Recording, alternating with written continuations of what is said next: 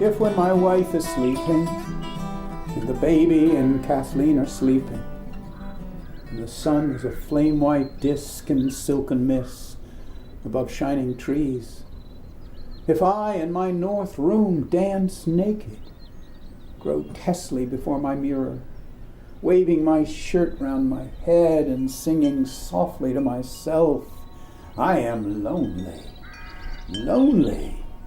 I was born to be lonely. I am best so. If I admire my arms, my shoulders, my face, my flanks, my buttocks against the yellow-drawn shades, who shall say I am not the happy genius of my household?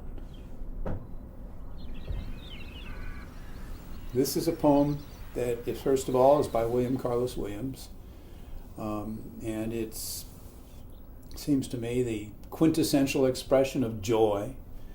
It is a poem that you get a sense of the meaning of its solitude, the communion with solitude, but also that extraordinary awareness that he's in his own home, his family is asleep, and his own dynamics are being energized by his dance. But I think what's equally interesting is it isn't really a dance. It's if when. So it's all on a dare. And he gives to the reader the opportunity to say, we need you to dance, or you've danced, or it seems as if you've danced. And that place between words as action, words as choreography, and words as immediate meditative expression is one of the inspirations that I want to convey at the outset of every class I teach. And it's usually worked as a loosener, both for myself when you get tense, as I am a little bit now, and the students, who they feel welcomed, they feel engaged by it. In fact, it's got as much joy and energy in it as anything I've ever read. And I suppose much of my life, that poem has been a kind of model. It's been to me as Van Gogh's paintings have been, his night cafe, for instance, to my father's work. I mean, it is one of the most important events of my life, that poem. And I get to reenact it. All right, boom's clear, right? Yep. Well, are you gonna shut up? Let's see if it seems like it should.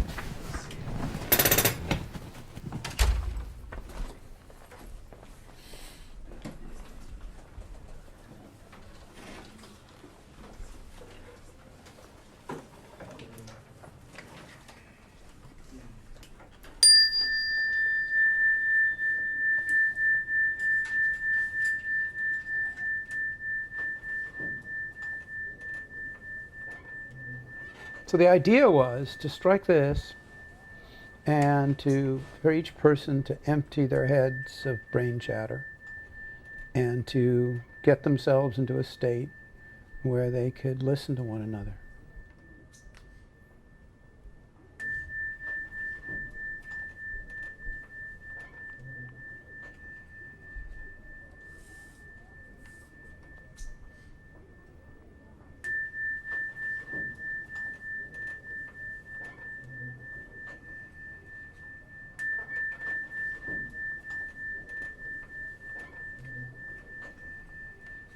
So one of the things you want to listen for is how the poet modulates from one key to another, and how the word choices bring about shifts in tone. That is attitude toward the subject matter, mostly related by sound and word choice, rather than anything else, rather than any kind of argument, for instance.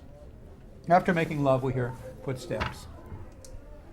For I can snore like a bullhorn, or play loud music, or sit up talking with any reasonably sober Irishman, and Fergus will only sink deeper into his dreamless sleep, which goes by all in one flash. But let there be that heavy breathing, or a stifled come-cry anywhere in the house, and he will wrench himself awake and make for it on the run, as now we lie together after making love, quiet, touching along the length of our bodies, familiar touch of the long married, And he appears in his baseball pajamas, it happens.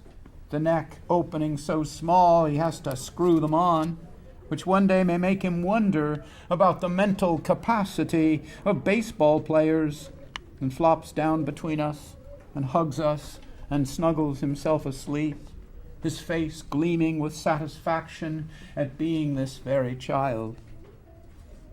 In the half-darkness we look at each other and smile and touch arms across his little, startlingly muscled body.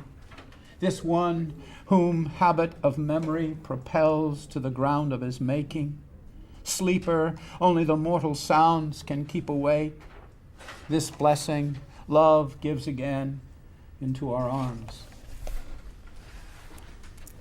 I feel like although it is in that jokey term, there's still subtle liquids, which are sexy. So it's like, for I can snore like a bullhorn. So it's sort of foreshadowing through sound. Getting ready for the lyrical. I see it coming. Yeah.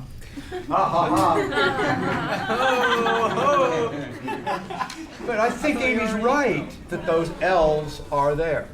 And they're working through really very buffoonish sounds. But there's also the serious sense of or that Harry's talking, that you hear in snore and bullhorn, and then sober, so everything's kind of going while the L's are caressing you or drawing you on. Okay, a line that seems to be tonally shifting, and I'm really always asking, how is the poem getting on with itself? What new dimensions are given to you in diction and tone? And Fergus will only sink deeper. Want to say something about that, Brent? Well, I kind of feel like the beginning of the poem, especially like with the hard sounds, the oars and like the horn and loud and sounds like that, they kind of slow the poem. Like once you read the title, you're kind of prepared to feel something romantic, or whatever. But then after you read further on, it's like it makes you slow down and really pay attention to everything that's being set up and stuff like that. And it's a little bit comedic also. It's like you said, it's kind of like Chummy. It's kind of like it's funny, but it wants you to slow down and just pay attention to what I'm saying. That's a good point. That's a good point. And usually when a comic is presenting, doing his thing, his shtick, he's out to create a certain amount of suspense, or a storyteller, and there's this part of you that says, come on, come to the point, give me the punchline, give me the punchline. You're saying there's already something counteracted to that, and that it's musically slowing down as it's kind of enticing you to be entertained.